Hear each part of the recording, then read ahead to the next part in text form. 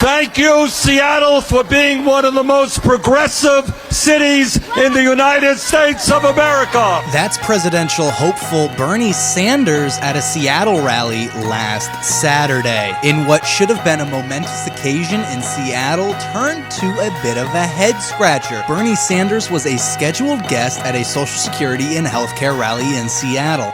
This was not an official rally of his. As Bernie was being introduced by rally organizers, a few Black Lives Matter protesters got on the stage and demanded a mic. Your event will be shut down right now. As you can hear there, an audible what from the audience as the Black Lives Matter protesters paused the rally. Bernie says that he's about the people and about grassroots movement. However, the crowd did not take kindly to the interruption. Remember, ladies and gentlemen, this is the same Bernie Sanders who, as a student at the University of Chicago, was arrested for protesting segregation in public schools in 1962. I was arrested when I was a student protesting segregation of schools in Chicago.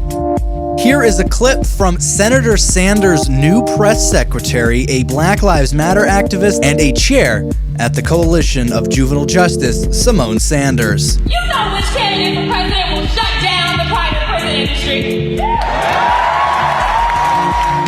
So what does that mean for Senator Sanders? In an interview with ABC News, he explains his civil rights record. I have a long history in fighting for civil rights.